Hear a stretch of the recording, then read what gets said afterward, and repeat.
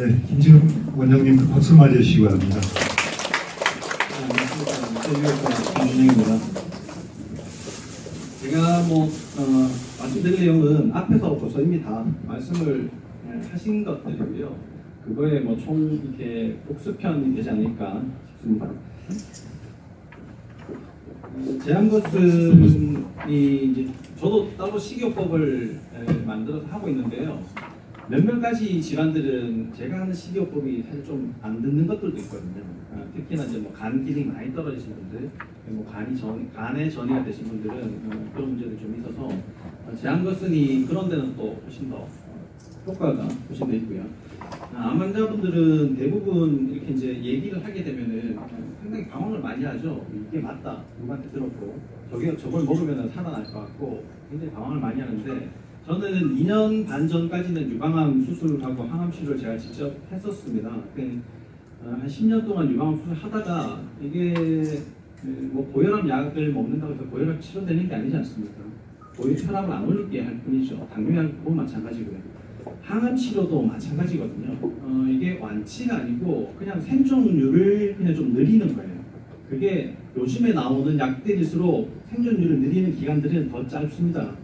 치료제를 해봤자 길어봤자 6개월 정도 더 늘리는 건데, 그게 과연 의미가 있는 건가? 그래서 저는 그만뒀습니다. 그 암 환자분들을 보지 않겠다고 생각하고 그만뒀는데, 어떻게 하다 보니까 다시 암 환자분들을 보게 됐고, 지금 이 자리에서 제가 말도 안 되는 소리 하지 마라, 그런 얘기를 할 것 같으면 병원에 오지 말라고 얘기를 했던 그 식이요법을 지금 강의를 하고 있다는 게 감격스럽기도 하고, 참 이게 대학에 있었을 때 제가 알았으면은 참 좋았을 텐데 더 많은 환자분들한테 도움을 줬을 것 같은 그런 느낌을 많이 받습니다. 왜 그러냐면 제가 한 달에 우리 병원에서 유방암을 진단하고 갑상선암 진단하는 분들이 한 6, 7분 정도 됩니다. 적게는 두세 분 정도 되는 달도 있긴 하지만, 그분들한테 제가 얘기를 하면요 다 가요. 이상하게 엉뚱한 곳에서 건너 이렇게 오시는 분들은 제 말을 잘 듣습니다. 웃기죠? 그 사람들은 처음에 진단받았을 때 생생할 때 시작을 하면 훨씬 효과가 좋고 훨씬 더 빨리 기적을 볼 수 있을 텐데, 돌아다니다 안 돼서 와가지고는 식이요법이 효과가 없다, 영양제가 무슨 소용이 있냐라는 얘기를 들으면 참 속상하기도 하고, 그 환자분들을 뭐라고 얘기를 해야 될지 이제 그런 고민을 먼저 하게 되는 그런 진료 시간들이 참 안타깝게 느끼는 경우들이 많이 있습니다. 그래서 제가 이제 말씀을 오늘 드리고 싶은 거는 이런 겁니다. 자, 이 물방울을 하나 만들려면요, 요 길이도 알아야 될 것 같고, 표면력도 알아야 될 것 같고, 표면 장력이랑 이거에 서로 떨어져 있는 거리랑 이거의 무게랑 어떻게 하면 이걸 다시 만들 수 있을까? 왜 그게 필요하냐면 이 물방울을 똑같이 다시 만들어야 되거든요. 재현시키는 거. 그게 현대의학이에요. 근데 이게 물방울이죠, 그죠? 이것도 물방울인데 이게 물방울입니까? 조금 있으면 물이잖아요. 조금 있으면 다시 물방울 되죠. 물입니까? 물방울입니까? 제가 오늘은 좀 철학적인 얘기들을 좀 많이 하고 싶은데 시간이 없어가지고 250분도 모자랄 것 같은데, 좀 이따 이제 강의를 또 가야 돼서 짧게만 말씀드릴 것 같은데요. 뭐가 하나가 중요하다는 게 아니라는 겁니다.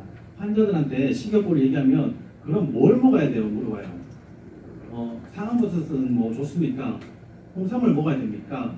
뭘 어떻게 해야 됩니까? 라고 물어보는데, 전체적인 그 원리 안에서 자기한테 맞는 걸로 바꾸시면 되거든요. 제한것은이 여러 가지 음식들을 정해놓잖아요. 그게 중요한 게 아니라는 겁니다. 나한테 맞는 걸 찾으면 되는 거예요. 그거를 누가 말해줘서 그 방향으로 가기를 원하는 거는 굉장한 욕심이에요. 세상에 먹을 게 엄청 많잖아요. 신이 우리한테 그런 축복을 많이 내려주셨는데 그걸 우리가 이용을 못하는 거예요. 하나에 꽂혀가지고 그렇게 그것만으로는 안 된다는 거예요. 이게 이렇게 되면 다른 겁니까? 다르다라고 얘기하는 게 현대의학이죠. 이거는 근본은 같지 않습니까? 물이고 이것도 물이고 이런 겁니다. 우리가 제가 지금 강의하고 싶은 그런 식이요법도 이런 거란 말이죠. 자, 이게 세포입니다. 우리가 이제까지 배웠던 세포는요 이렇게 생겼어요. 완전히 틀리죠. 아까 이영수 원장님 설명하셨던 그 뭐 물이 구조화가 돼 있고 어쩌고저쩌고 뭐 얘기 들어도 잘 모르시겠지만 이런 모양입니다. 세포는 이게 제 얘기만은 아니고 여러 학자들이 이렇게 또 주장을 하고 있고 이게 주주는 아니지만 이런 세포들을 가지고 이제 설명한다는 거는 지금 여러분이 알고 계시는 이런 보통 평상의 얘기하고는 완전히 다른 얘기가 될 수 있다는 겁니다. 우리가 교과서에서 봤던 거하고 전혀 다른 그런 이야기들을 들려드리려고 하는 겁니다. 자, 이런 세포가 잘 살려면요 9대 영양소가 필요하거든요. 기본적으로 탄수화물, 단백질, 지방이 필요하고 비타민, 미네랄이 필요합니다. 그 다음에 물이 있고요. 6대 영양소죠. 7대 영양소, 이게 섬유질이고요. 그 다음에 산소고, 그 다음에 마음입니다. 모든 문제는요, 마음에서부터 시작이 됩니다. 마음이 문제가 되는데, 마음만 문제가 됐을 때는 병원에 갈 필요가 없어요. 내가 마음을 도닥거리면 되거든요. 근데 병원에 갈 때쯤에는 미네랄, 비타민 정도가 문제가 되면 병원에 오게 됩니다.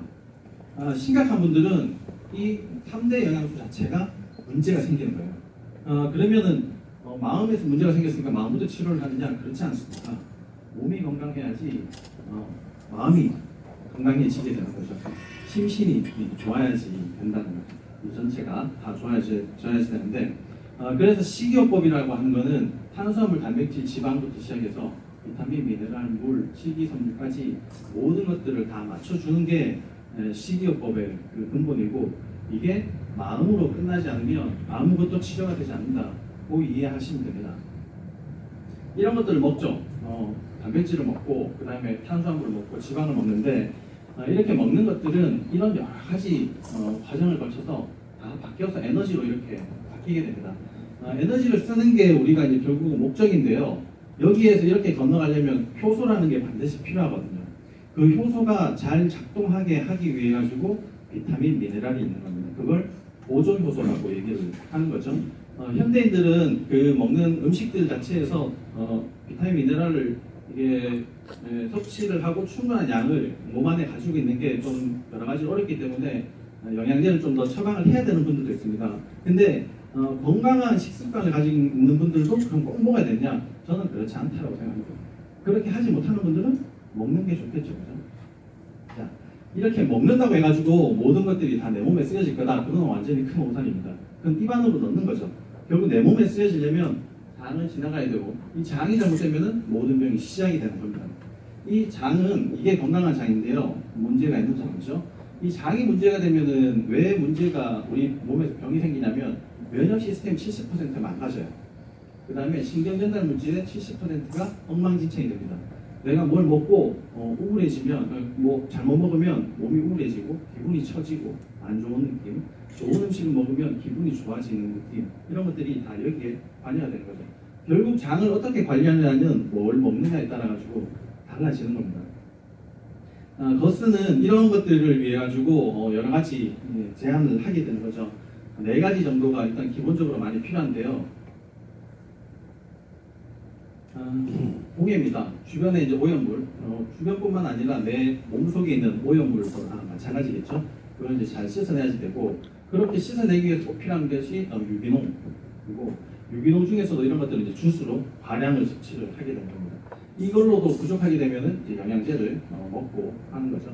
근데 이 4가지가 가장 기본이지만 여기에서 또 조심스럽게 하나 더 얘기를 하는 거에 온전하게 일하고 난 다음에 편안한 휴식을 갖는 게 가장 중요하다는 겁니다. 내 몸이 휴식을 하지 않고 마음이 안정이 되지 않으면 이 앞에 4가지가 아무 의미가 없다는 거죠. 결국은 제가 처음에 말씀드렸던 그 원리랑 일맥상통하다 보시면 되고요.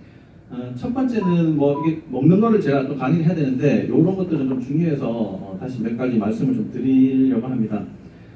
이게 이제 전자레인지인데요. 전자레인지는 요리를 하는 게 아니라 요리하는 사람을 요리한다 그러죠. 이게 그 겉모양은 비슷하지만 속 분자 구조들은 완전히 다 바꿔버립니다. 그러니까 우리가 겉은 멀쩡한데 속병 들어있는 거랑 마찬가지가 되는 거죠. 그걸 먹고 우리가 튼튼해지기를 바라는 거가 또 욕심이 되는 겁니다. 그래서 가능하면 전자레인지는 쓰지 마시고 우리가 이제 흔하게 하는 것들 중에 이거 화장품이죠. 뭐 샴푸랑 이런 것들 마찬가지고 안 쓸 수는 없지만 만약에 쓴다면 깨끗하게 잘 비워낼 수 있도록 내 몸이 건강해지면 저절로 잘 비워질 수 있거든요. 그렇게 만드는 게 가장 중요하다. 그런 것들 중에 이제 화장품이 제일 많은데요. 지금은 뭐 독소가 없는 화장품들이 많이 나오죠. 이게 이제 대표적인 10가지인데 이것보다 훨씬 더 많습니다. 그 중에 한두 개가 없다는 거예요. 그 화장품은. 그래서 안전하다는 게 아닙니다. 가능하면 화장을 안 하시는 게 제일 좋은데 화장을 안 하고 민낯으로 다니기는 여러 사람들이 다 불안해하죠. 그죠? 불편해하고. 그런데 좋은 음식을 먹으면 피부가 좋아지고요. 피부 톤이 밝아지게 됩니다. 그러면은 민낯으로 다니실 수 있어요. 그거는 뭐 해보시면은 아실 겁니다. 그렇게 해서 많이 이제 줄여야 되는데 우리가 이런 얼굴들이 이쁘다라고 느끼고 있지 않습니까? 화장을 하는 이유가 그래야지 당사자한테 관심을 받을 수 있다라고 생각을 하기 때문에 화장을 하는 건데 그런 것들이 어릴 때부터 배우는 거죠. 바비 인형을 보고 브라이트 돌 같은 이런 이제 인형들을 보면서 자라기 때문에 우리가 이제 무의식 중에 이렇게 꾸며야 되겠다라고 생각을 하게 되는 겁니다. 그래서 이런 이제 트리체인지 돌이라는 이런 인형들인데요. 어떻습니까? 이 인형보다 이 인형이 더 정감이 가죠? 네네 가는데 이 인형은 이 애가 화장을 지운 얼굴이에요. 우리가 이제 화장을 하는 게 메이크업이죠. 이 인형은 메이크 언더스라고 합니다. 소냐 싱이라는 34세 여자분이신데요. 과학에 대해서 설명해주고 일러스트레이션을 하는 그런 분입니다. 자기 딸한테 버려진 그 브라이트 돌을 선물해주기 위해 좀 만들었는데 요즘 또 굴티나게 되게 잘 팔린다고 합니다.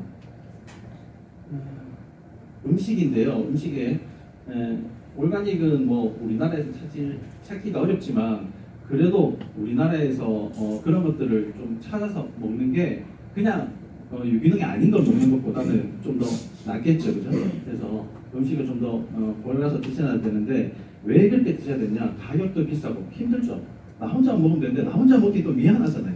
가족들 다 먹으면 너무나 비용들이 많이 들게 되는데 음식이 곧 약이 있기 때문에 그렇게 드셔야지 되는 겁니다. 어쩔 수 없이 뭐 비용이 너무 부담되면 어쩔 수 없이 자기 혼자라도 병원 치료를 하셔야 되니까 그렇게 잘 드셔야지 되고 이게 이제 그 주방이 간호사시랑 똑같고요.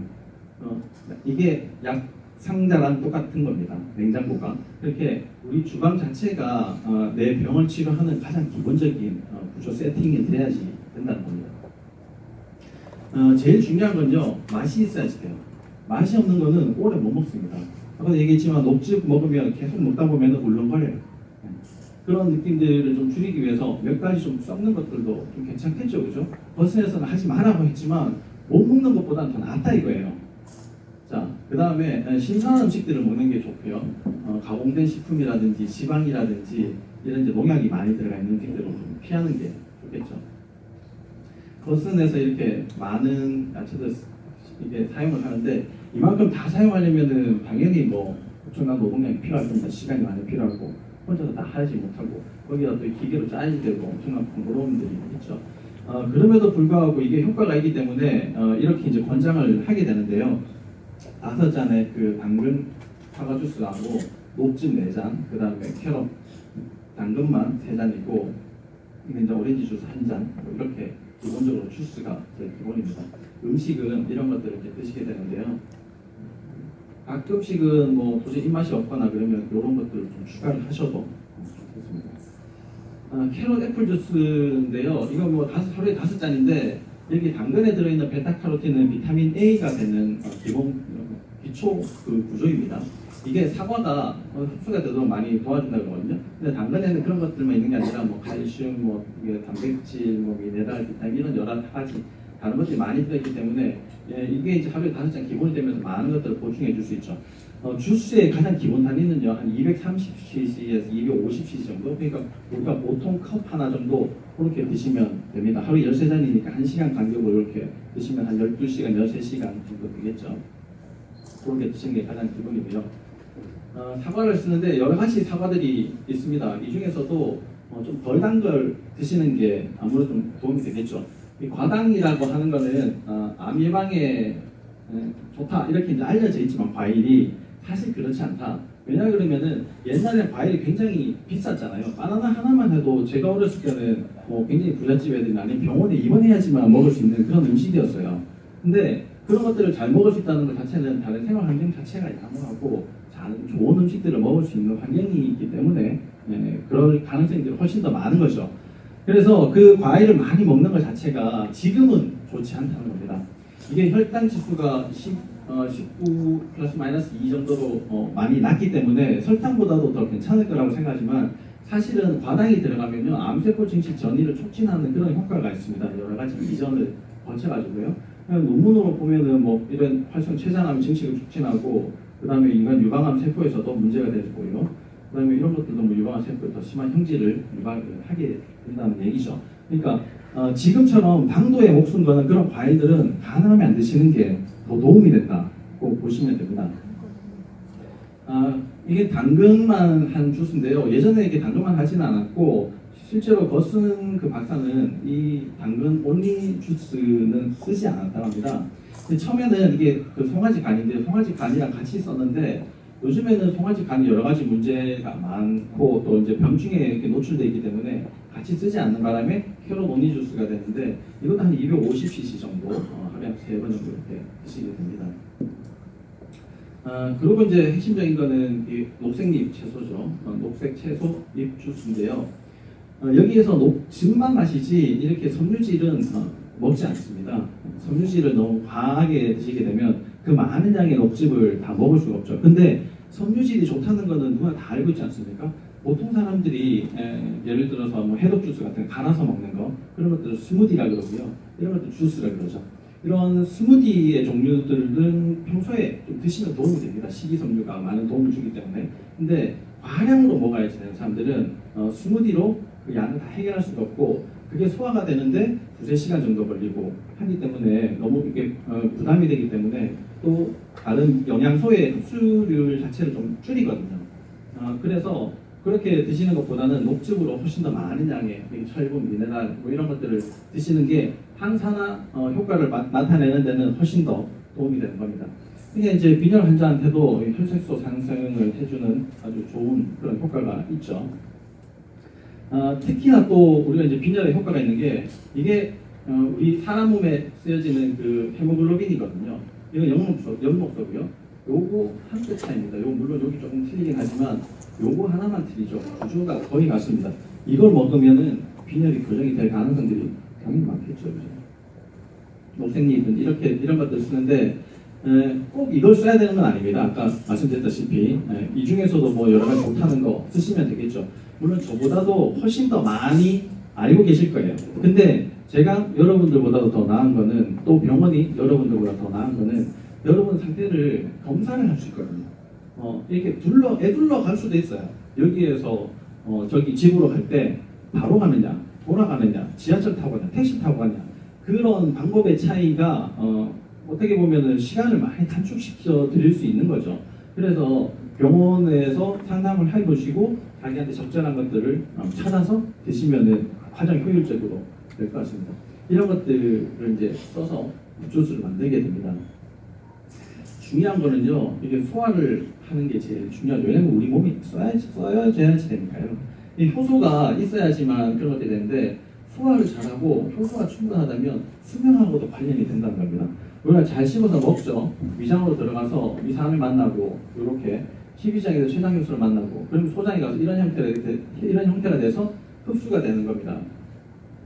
근데 이렇게 하기 위해 가지고 꼭꼭 씹고 위산 강화제, 췌장 소화제, 소유 뭐 이런 것들을 이제 주는데요. 여러분한테 처방을 해드리는데 이렇게 한다 그래가지고 이런 과정들을 거치면서 얼마나 많은 영양소들을 잘 흡수를 시킬 수 있겠습니까? 그거는 그것도 또한 의사의 욕심이고요, 환자의 욕심이고 그냥 우리의 그냥 기대밖에 안 되는 겁니다. 중요한 것은 우리가 자연에서 그런 것들을 얻어내는 게 제일 중요하거든요. 엔자임이라고 하는 게 효소인데 N은 안이라는 거예요. 효모가 주변에서 이제 그런 영양분을 섭취하기 위해서 만들어내는 그런 것들을 이제 엔자임이라고 합니다. 이 엔자임이 우리나라 말로 이제 효소죠. 효소는 여러 가지 작용들을 많이 합니다. 우리는 이제 뭐 소화밖에 지금은 효소 그러면은 소화효소 이렇게 생각하고 있지만 그렇지 않다. 효소는 대사 효소도 있고 소화 효소도 있고 분해 효소도 있습니다. 이 효소의 제일 이제 취약한 점은 온도에 약하다는 거예요. 또 산의 변화들이 많이 있다는 거죠. 그래서 우리가 삶아서 먹는 것들은 효소가 없어요.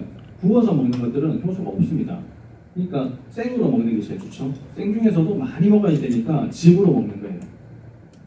음식물 소화 과정에서 가장 중요한 구실을 하는 게 효소인데요. 이거는 이제 소화 효소만 보는 거죠. 이런 소화 효소만 중요한 게 아니라 우리 몸은 결국은 좋은 세포가 좋은 일들을 해내고 에너지를 만들어내려면 대사 효소가 있어야 되거든요. 근데 이렇게 효소를 만들어내는 것들은 다 비슷비슷한 그런 재료들로 만들어내게 됩니다. 더더군다나 우리가 이제 세포가 어느 정도 가지고 있는 그런 이제 분해 효소도 있는데 우리가 땅에 묻힌다 그래가지고 세균들이 다 우리 몸을 다 갉아먹는 게 아니지 않습니까? 우리 그 세포에서 저절로 녹아질 수 있는 그런 효소들이 나오거든요. 분해 효소는 빼고라도 그런 이제 효소들을 좀 하는 일들을 보면은 여러 가지 이제 단백질, 지방, 뭐 이런 이제 그 탄수화물들을 녹이는 효소들이 있는데요. 이런 효소들에는 각각 자기 모양이 있습니다. 그래서 하나 1대1밖에 되는 못해 한 가지 일밖에 못하게 됩니다. 그러니까 이런 한 가지를 계속 하면은 그 효소밖에 계속 안 만들어지겠죠. 근데 그 효소만 계속 만들어주느냐? 우리 몸은 그렇지 않습니다. 다른 것들도 많이 써야 되기 때문에 그 효소만 만들어지는 게 아니에요. 이 효소는 한번 만들어지게 되면요, 1분 동안 이게 붙였다 뗐다 이렇게 붙여가지고 이렇게 나누고 이렇게 하는 게 한 3,600만 개 정도 되게 된답니다. 1초도 한 100만 번 정도 작업을 하게 되고요. 이게 몇 시간 만에 없어지는 효소도 있고 며칠 만에 없어지는 효소도 있습니다. 그래서 그걸 계속 끊임없이 보충을 해주는 게 중요한데 보충을 해준다는 거는 이미 내 몸에 문제가 있어서 그렇겠죠. 내 몸에서는 그런 것들을 충분히 잘 만들어낼 수 있는 능력이 있는데 그런 것들을 잘 유지하면은 건강이 유지가 된다는 겁니다. 자, 이런 효소들을 많이 쓰게 되는 이유가 뭐가 있겠습니까?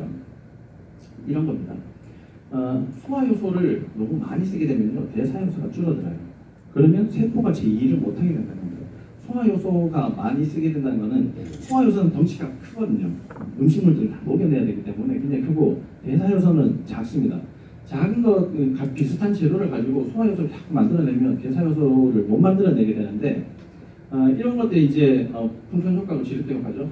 많이 먹으면 소화 효소를 많이 써야 되겠죠. 그러면 대사 효소가 줄어들 거고 그러면 세포는 에너지를 못 만들어내게 돼 있어요. 에너지를 못 만들어내는 순간 병이 생기게 되는 거죠. 그래서 많이 드시면 안 된다는 겁니다. 칼로리가 물론 중요하긴 하지만 칼로리보다도 더 중요한 건 양이거든요. 양보다 더 중요한 건 당분이 얼마나 더 많은가 적은가입니다. 금지를 해야 되는 음식들이 있는데 여기서 뭐 여러 가지 것들 중에 소금을 제일 많이 강조를 하죠. 그래서 우리가 보통은 뭐 등산 가고 이럴 때도 항상 오이 정도는 가져가지 않습니까? 근데 거슴에서는 거슴 환자들은 소금이 많이 들어있는 이 오이도 조금 피하는 게 좋다. 또 오이가 소화가 잘 안 된다고 합니다. 사실 뭐 저는 그런 느낌을 한 번도 받아보지 않는데 뭐 그렇게 하니까 조금 피하시는 것들이 피하시는 게 좋겠죠. 이게 이제 하루치 양입니다. 뭐 오렌지도 있고 여러 가지 당근도 이렇게 있죠. 이런 이제 주스만 있는 게 아니라 이게 히포크라테스 숲도 있는데요. 히포크라테스 숲은 아까도 말씀드렸지만 뭐 점심 저녁 이렇게 먹고 아침에는 오트밀 먹고 이렇게 하죠.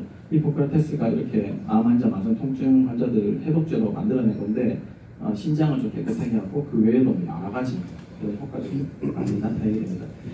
이거하고 비슷한 효과를 나타내는 게 해독 주스잖아요. 그러니까 평상시에 꼭 히포크라테스 주스를 이렇게 드시는 것보다는 건강하신 분들은 해독 주스를 하루에 한 잔씩 드시는 게 결코 나쁘지 않다. 그럼 굉장히 좋다. 대신에 유기농으로 드시고 깨끗하게 씻어 드시고 하시는 게 도움이 많이 되겠죠. 히포크라테스 수프만으로 우리가 수프에 이렇게 적응이 안 돼 있는 식단이기 때문에 항상 밥상을 고집하게 됩니다. 제가 하는 식단도 밥상이 전혀 없어요. 한 달 동안 밥상이 없으니까 환자들이 제일 많이 걱정하는 게 밥을 안 먹고 어떻게 사느냐, 밥상이 없는데 라고 걱정하는데 사실 그것보다 더 많은 좋은 영양소들을 자기가 먹고 있음에도 불구하고 밥상을 항상 찾거든요. 밥상을 이왕 드실 거면은 계절 밥상을 드시는 게 제일 좋겠죠, 그죠? 그리고 저는 환자들한테 꼭 얘기를 합니다. 모양을 갖추고 있는 것들을 드시는 게 제일 좋고 모양 갖추고 있는 것 중에 식이섬유가 붙어 있는 게 훨씬 더 좋고 그걸 가루로 만든 거는 두 번째고 액극상으로 만든 거는 제일 나쁘다라고 얘기를 합니다. 다시 얘기하면 우리가 사 먹는 음료수 같은 것들은 제일 굉장히 안 좋은 음식이라는 거예요. 가루로 만든 예를 들어서 밀 가루로 만든 음식들, 쌀 가루로 만든 음식들 그 다음 안 좋습니다. 그것보다 더 좋은 건 흰 쌀밥이에요. 모양을 갖추고 있는 흰 쌀이 돼 있는 거. 쌀인데 그것보다 더 좋다면 현미겠죠. 식이섬유 많이 붙어 있는 건. 제일 좋은 거는 야채입니다. 식이섬유 굉장히 제일 많잖아요, 그죠? 제 모양을 갖춰 있는 것들을 드시는 게 가장 좋다 보시면 되겠죠. 계절 밥상을 차릴 때는 항상 제일 고민되는 게 있어요. 이 장 같은 건 어떻게 하냐? 된장, 간장, 고추장 먹어야지 되는데 그럴 것 같으면 재래식으로 된 걸 드시라는 겁니다. 정 드시고 싶으시면. 우리가 사 먹는 음식들은요 전부 다 옛날 방식으로 만들지 않아요. 옛날 소금도 넣지 않고 찹쌀고추장 없습니다. 많은 밀가루예요. 그런 것들을 우리가 먹고 있는 거예요. 겨자도 마찬가지고 카레도 마찬가지고 그런 식으로 다 우리가 몸에 좋다 카레가 좋다고 하지만 사 먹는 카레는 다 그런 카레예요. 내가 사 먹고 카레를 사 먹었으니까 오늘 건강하겠다. 그거 다 착각이라는 거죠. 이런 것들 열심히 하시다 보면은 힐링 리액션이라는 걸 겪게 됩니다. 아까 얘기하셨지만 뭐 명현이라는 거 겪게 되겠죠. 첫날 두세 시간만 해도 독소가 빠지고 나가면은 내가 느낌이 좀 머리가 좀 맑아집니다. 저는 이렇게 제가 했던 식이요법으로는 이게 형광등 이게 너무 부셔가지고 형광등 몇 개 진료실에서 뽑았던 적도 있어요. 눈이 너무 부셔가지고 그런 여러 가지 느낌들을 많이 겪게 되는데 이게 해봤자 한 3일, 뭐 어떤 분 좀 오래 가는 분들은 한 일주일 정도 가게 됩니다, 명예는. 그래도 차츰차츰 이렇게 체력이 재충전되기 시작하고 체중이 좀 빠질 수 있지만 이런 것들이 해독이 다 되고 나면 그 다음부터 체중은 자연스럽게 정상 체중으로 이제 찾아가게 되는 거죠. 그런 여러 가지 관련들 중에 검은색 변도 볼 수가 있고 또 열도 날 수 있고 걱정이 많아지죠. 이런 것들은 지나가는 과정이다라고 생각하시고 약간 즐기시는 것도 괜찮고 이렇게 즐기다가 겪다가 궁금한 게 있으면 병원에 또 문의도 하시고 하시면 됩니다. 항상 문제는요 뭘 하든지 문제가 항상 생기죠. 이 이론을 제대로 이해를 못할 때 내가 이걸 먹어야지 되는지 왜 먹어야지 되는지를 잘 모를 때 내가 왜 즙을 먹어야 되는지 남들은 이게 그냥 야채를 갈아 먹든지 그냥 생으로 먹으면 좋다는데 나는 왜 즙으로 먹어야 되는지 이해를 못하면 오래 가지를 못합니다. 제일 중요한 거는 오랫동안 꾸준하게 하는 게 제일 중요한데 그렇게 안 된다는 거죠. 더더군다나 방해하는 사람도 있어요. 야, 너 정신 차려라. 병원에 안 가고 뭐 하는 짓이냐. 이게 뭐 치료도 해야 되는데 이걸 먹고 있냐. 의사도 마찬가지예요. 진료실에 가면 진료 오지 말라 그러죠. 그렇게 할 것 같으면 제가 그랬으니까요. 근데 그렇게 얘기했던 그 옛날에 얘기했던 게 참 얼마나 무시했나. 진료실에 가가지고 개고기 먹어도 됩니까? 물어보지 마세요. 진짜 모릅니다. 왜 먹어야 되는지 안 먹어야 되는지도 몰라요. 그냥 개고기 좋을 것 같다는 즐기는 사람들은 먹으라 그래요. 즐기는 의사들은 자기가 안 즐기면 먹지 말아야죠. 네. 홍삼 먹어야 됩니까? 말아야 됩니까? 몰라요. 어떻게 합니까? 홍삼 그 인삼의 나뭇잎 그 모양도 모르는데요. 홍삼에 대해서 뭘 한다고 거기에 가가지고 그 사람들한테 물어보는지 제가 지금 그냥 뭐 제 얼굴에 침 뱉듯이 얘기를 드리는 겁니다. 그리고 이제 중요한 거는 금지된 음식들 좀 먹고 싶어요. 옛날에 내가 진짜 좋아했던 거 그런 것들을 어떻게 참아내느냐가 제일 중요하죠. 여러 가지 음식들이 있어요. 항암에 도움이 되는 54가지 음식이 있습니다. 이 중에서 하나 안 물어본 음식이 없으실 거예요. 이런 것들을 먹는 게 중요하냐? 그럼 하루에 54가지를 계속 먹어야 되느냐? 이 중에 뭘 먹으면 제일 효과가 좋으냐가 제일 궁금하죠. 그러나 그 원리 원칙이 제일 중요하지 뭐 하나가 이런 거는 중요하지 않다는 겁니다. 자, 예를 들어보죠. 홍삼입니다. 홍삼인데 홍삼에 이런 이제 디코노코나졸이라는 약을 써요. 이거는 이제 그 곰팡이를 죽이는 농약입니다. 이게 이제 국제 기준에 건삼하고 홍삼은 0.2, 농축액이 0.6, 단감은 0.8로 2014년 7월달에 이제 그게 됐어요. 결정이 됐는데 한국 기준은 좀 다릅니다. 이렇게 붙어 있어요. 이게 왜 이렇게 다르냐면 국제적으로는 홍삼 잘 안 먹어요. 그러니까 이게 좀 높거든요. 이렇게 먹는 사람들은 뭐 별로 없는데 그래도 우리나라에서는 이렇게 많이 먹음에도 불구하고 이렇게 먹죠, 그죠? 농축액은 굉장히 많이 찾으니까 조금 낮아요.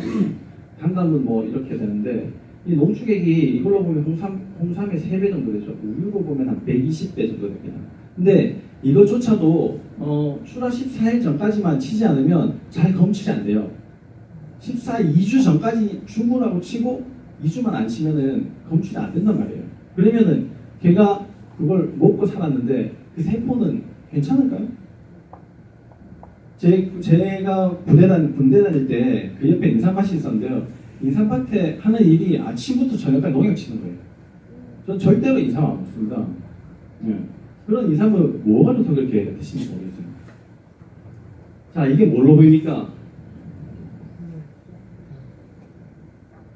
이게 복도 끝에 사람 3명으로 보이면 안 된다는 거예요. 예? 이 원리를 깨치면요, 네오가 신이 되는 경지로 올라갑니다. 매트릭스 보셨죠? 예? 총알을 피할 수 있는 경지로 올라가게 되는 거예요. 내가 항상 이게 사람이 3명 있고 이게 벽이 있고라고 보지 마시라는 겁니다. 그 원리를 항상 잘 찾아서 고민하시고, 제가 하는 식단을 보여드릴게요. 식단이 얼마나 중요한가를 보여드리는 겁니다. 유방암 진단 4월달에 받았어요. 10월달까지 자가 식단으로 암요양을 한다고 본인이 이제 땅도 사고 집도 새로 짓고 해서 이제 귀농을 했는데, 그렇게 하고도 계속 커지죠. 2cm였는데 2.6cm. 좀 더 있다가 이때 이제 고농도 그 비타민 C를 했습니다. 시작을 했는데 하고도 계속 커져요. 한 5개월, 6개월 정도 했죠. 비타민 C가 암 치료에 굉장히 기본이 되긴 하지만 그것만으로는 안 된다는 겁니다. 그것보다 더 중요한 게 이런 거예요. 제가 걱정이 돼가지고 항암을 하라 했거든요. 그래서 이제 많이 못해서 꽤 밀려가가지고 이제 항암했는데, 항암을 3번이나 했음에도 불구하고 임파선이 커져요. 그리고 이게 한 5cm 되거든요. 지금 4.8cm라 그러는데 여기 뭐 대충 돼가지고 이건 보이진 않잖아요. 이만큼 더 있을 겁니다. 그럼 훨씬 더 커졌어요. 4차까지 했음에도 불구하고 훨씬 더 커졌단 말이에요. 근데 이 시점에 식이요법을 시작하게 됩니다. 임파선이 작아졌죠. 4주 후에. 그죠? 그리고 식이요법하고 유지 한 달째입니다. 이게 2cm로 2.6cm로 줄어들었어요. 5cm가 넘게 2.6cm. 식이요법의 힘은 이렇게 강합니다. 자, 하나 더 보여드릴게요. 이분은 수술한 지 한 달 됐어요. 여기 옆에 조그만하게 재발했거든요. 2천만 원 들여가지고 유방 재건 수술까지 했습니다. 유방 다 잘랐는데. 자, 한 달째 이제 항암 치료를 시작해야지 됐대요. 이분은 이제 병원을 못 믿겠다는 거죠. 항암 치료도 하지 않고 방사선 치료도 하지 않았어요. 그리고 지금 7개월째입니다. 요거만 잘라냈어요. 원칙은 어떠냐면 이 유두를 다 잘라야 됩니다. 넓게 자르고 안에 성형되어 있는 거 다 뜯어내고 방사선 치료 하셔야지 돼요. 그렇게 해도 한 달 안에 여기 주변이 벌겋게 될 가능성들이 굉장히, 방사선 때문에 그런 게 아니라 재발을 해서 그렇게 될 가능성들이 굉장히 많다. 요거 떼내고 7개월째 지금 아무 이상이 없다라고 얘기를 하면 치지 말라고 그러죠. 제가 그랬을 거니까요. 제가 했으니까. 자, 여러분들 이런 분들보다 불행하다고 생각하십니까? 암에 걸려서 죽을지 모르니까? 만약에 암이 고쳐진다면 어떡하겠습니까? 이런 분들보다 불행할 것 같아요? 아니잖아요. 보통의 크기로 보면 그거를 정확하게 나눌 수는 없겠지만 이런 분들보다 이런 분들이 더 심한 고통을 겪고 있을 수 있어요. 근데 어떻게 이렇게 천사 같은 얼굴에 표정이 나타날 수 있겠을까요? 이게 마음이거든요. 마음이 평화롭게 되지 않으면 아무것도 이루어지지 않습니다. 힐링이 이제 긍정의 마음가짐을 위한 기도인데요. 루이스 헤이라는 분입니다. 26년생이시니까 거의 뭐 한 100살 가까워지셨죠. 이 기도는 하나 사진을 찍으셔도 괜찮을 거예요. 비타민 C 단독 치료보다, 셀레늄 단독 치료보다, 리포익 애시드 단독 치료보다 훨씬 더 암 치료 효과가 높다고 합니다. 이게 뭐길래요? 여러 번 읽으시고 마음의 안정을 찾으십니다. 그게 가장 중요하다는, 그 바탕에 식이요법 하시고 비타민 C 치료하시고 여러분들은 암을 이겨낼 수 있다는 희망을 가지시는 그 순간 암을 이겨내실 수 있는 거예요. 감사합니다. 저희 회원들 눈높이에 맞춰서 좋은 강의 해주셔서 감사드립니다.